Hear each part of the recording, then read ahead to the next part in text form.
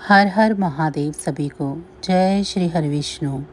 आप सभी का एक बार फिर से स्वागत है हमारे चैनल में।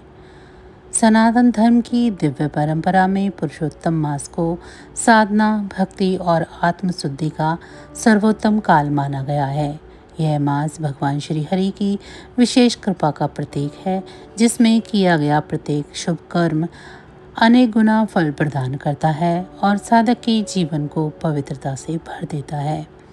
आपने अब तक अध्याय 11 से 20 तक की कथा में भक्ति, तपस्या, धर्म पालन और भगवान की करुणा से जुड़े अनेक प्रेरणादायक प्रसंगों का श्रवण किया है। अब आगे अध्याय 21 से 31 तक की कथा में पुरुषोत्तम मास का और भी गहन महत्व, अद्भुत घटनाएं और जीवन को दिशा देने वाले उपदेश विस्तार से मिलते हैं। इन अंतिम अध्यायों में यह बताया गया है कि कैसे इस मास का प्रभाव पापी से पापी जीव का भी उद्धार कर सकता है। कथा के माध्यम से व्रत, दान, तीर्थ, सेवा और सदाचार के महत्व को अत्यंत प्रभावशाली ढंग से समझाया गया है। साथ ही यह भी स्पष्ट होता है कि चाहे अनजाने में ही क्यों न हो, यदि कोई पुरुषोत्तम मास का स्पर्श कर लेता है तो वह भी बड़े से बड़े फल का अधिकारी बन जाता है।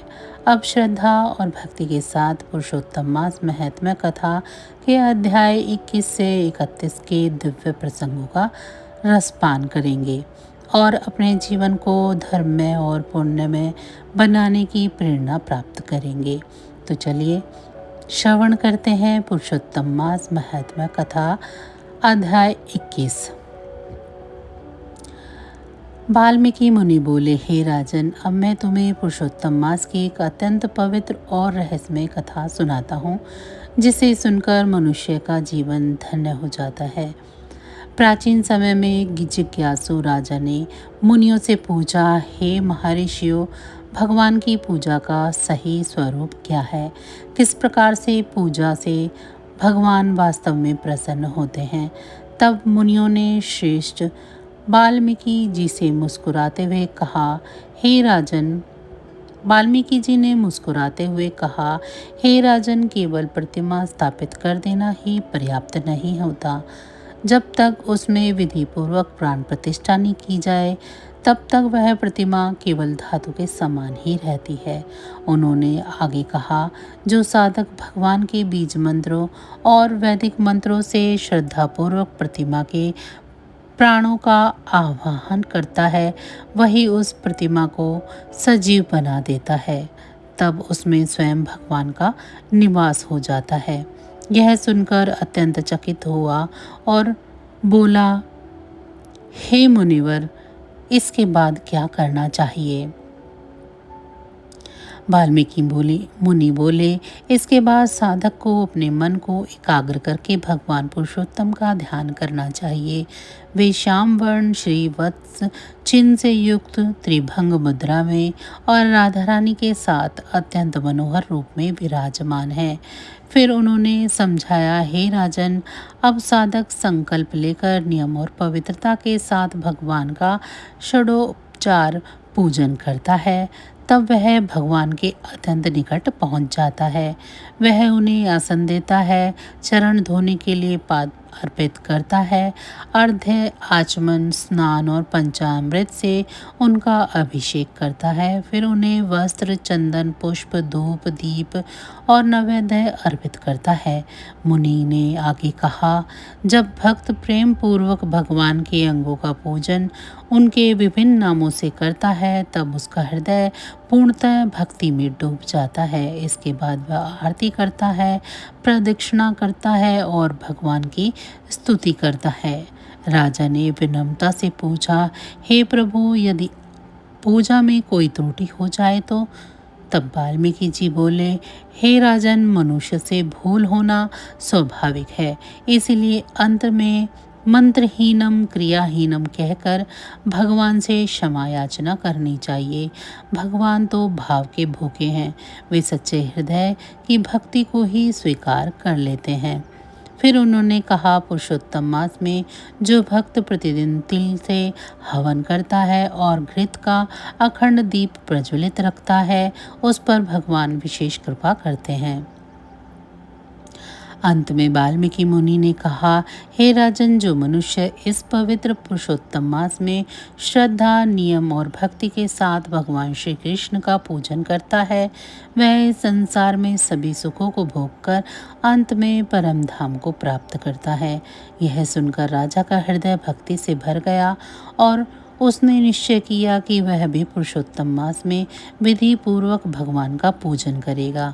इस प्रकार यह कथा हमें सिखाती है कि सच्ची श्रद्धा, भक्ति पूर्वक, विधि पूर्वक पूजा और भगवान के प्रति पूर्ण समर्पण ही जीवन को सफल बनाते हैं।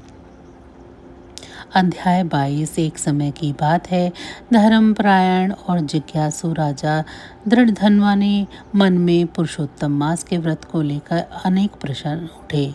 वे जानना चाहते थे कि इस पवित्र मास में कौन से नियमों का पालन करना चाहिए और किन बातों से दूर रहना चाहिए। वे विनम्र होकर वाल्मीकि मुनि से बोले, हे तपोधन, कृपा करके मुझे विस्तार से बताएं कि इस व्रत में क्या करना उचित है और क्या तताज्य है। तब भगवान की प्रेरणा से महर्षि वाल्मीकि ने मुस्कुराते हुए कहा, हे राजन, तुमने अत्यंत कल्याणकारी प्रसन्न किया है। ध्यानपूर्वक सुनो, मैं तुम्हें पुरुषोत्तम मास के नियम संक्षेप में बताता हूँ। उन्होंने आगे कहा, इस मास में व्रती को नियम और पवित्रता के साथ रहना चाहिए। उसे हविष्य अन्न का सेवन करना चाहिए सदा, और सात्विक भोजन जो बिना तेल मसाले के बना हो और जिसमें शुद्धता हो।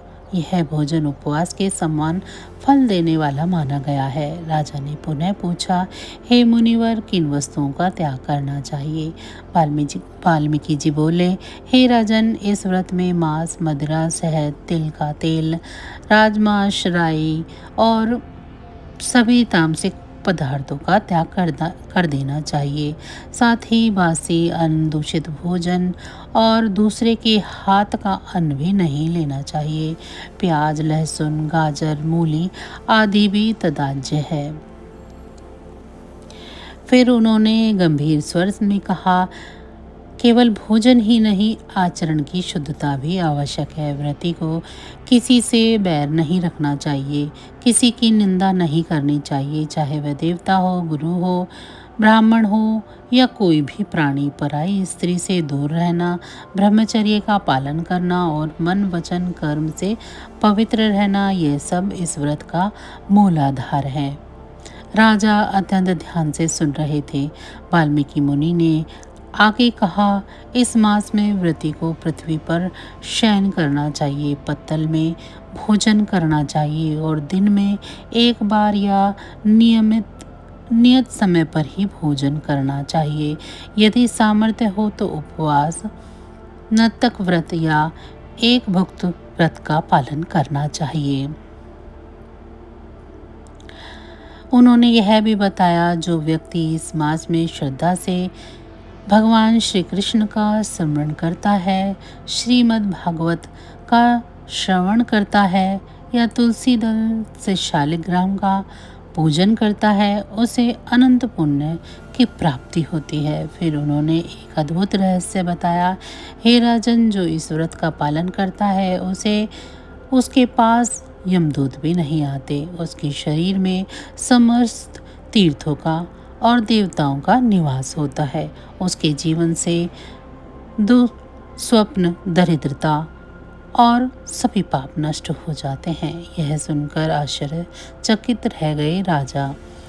अंत में वाल्मीकि मुनि बोले, हे राजन, यह पुरुषोत्तम मास का व्रत 100 यज्ञों से भी श्रेष्ठ है। यज्ञ से स्वर्ग मिलता है, परंतु इस व्रत से भक्त सीधे भगवान के परम धाम गोलोक को प्राप्त होता है। यह सुनकर राजा दृढ़धन्वा का हृदय भक्ति से भर गया। उसने निश्चय किया कि वह पूर्ण श्रद्धा और नियम के साथ इस व्रत का पालन करेगा। पुरुषोत्तम मास महात्म्य कथा, अध्याय 23। राजा दृढ़धनवा ने मन में एक नई जिज्ञासा उत्पन्न की। वे विनम्र होकर बोले, हे मुनियों, मैं श्रेष्ठ पुरुषोत्तम मास में दीपदान का क्या फल है? कृपया करके मुझे विस्तार से बतलाइए। उनके इस प्रश्न को सुनकर महर्षि वाल्मीकि अत्यंत प्रसन्न हुए और बोले, हे राजन, अब मैं तुम्हें एक ऐसी अद्भुत कथा सुनाता हूँ जिसे सुनने मात्र से ही बड़े बड़े पाप नष्ट हो जाते हैं। उन्होंने कथा आरंभ की। प्राचीन समय में सौभाग्य नामक नगर में चित्रबाहु नाम का एक प्रतापी राजा राज्य करता था। वह अत्यंत बुद्धिमान, धर्मज्ञ, दयालु और भगवान श्री कृष्ण का अनन्य भक्त था। उसकी पत्नी चंद्रकला भी अत्यंत पवित्रता, गुणवान और भगवान की भक्त थी। दोनों सुखपूर्वक राज्य का पालन करते। एक दिन उस राज्य में महान ऋषि अगस्त्य पधारे। राजा चित्रभानु ने दूर से ही उन्हें देखा और दौड़कर उनके चरणों में गिर पड़े।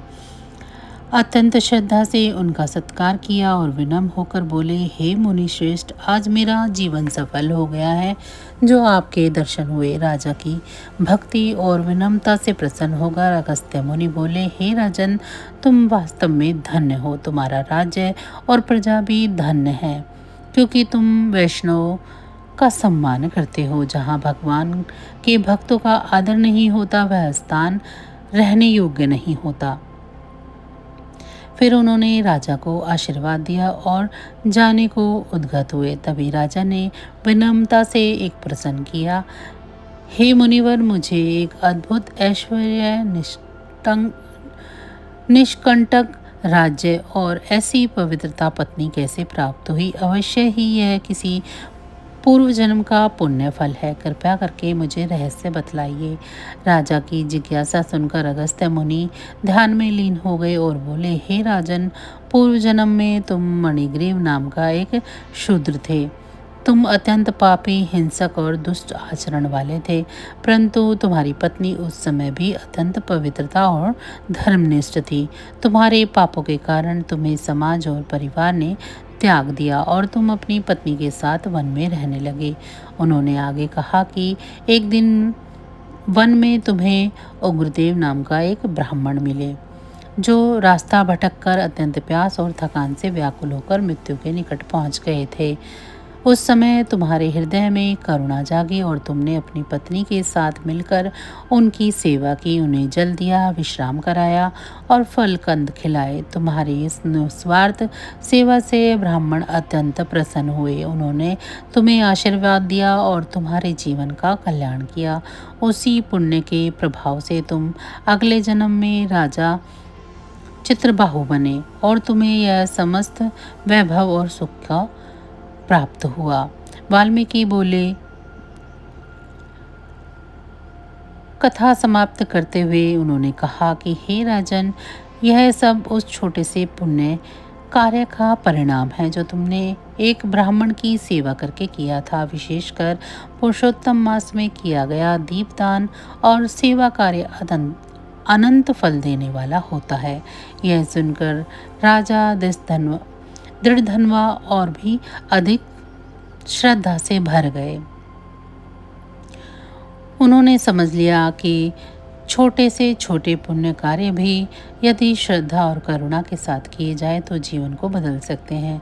इस प्रकार की यह कथा हमें सिखाती है कि पुरुषोत्तम मास में किया गया दीपदान, सेवा और भक्ति मनुष्य के जीवन को अंधकार से निकालकर प्रकाश की ओर ले जाते हुए और उसे महान फल प्रदान करते हैं।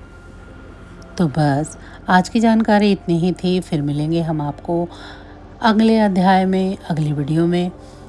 इसी के साथ अगर आप सभी को हमारी ये वीडियो अच्छी लगी है तो इसे लाइक करें। चैनल को अभी तक सब्सक्राइब नहीं किया है तो चैनल को भी सब्सक्राइब कर लें और हमारी वीडियो को अपने मित्रगणों के साथ और परिवारजनों के साथ ज़रूर साझा करें और पुरुषोत्तम मास की महिमा का उन्हें भी ज्ञान हो सके, इसके लिए वीडियो को ज़रूर से शेयर करें। भगवान विष्णु की कृपा दृष्टि आप सभी पर सदैव बरसती रहे। आप सभी का बहुत बहुत धन्यवाद।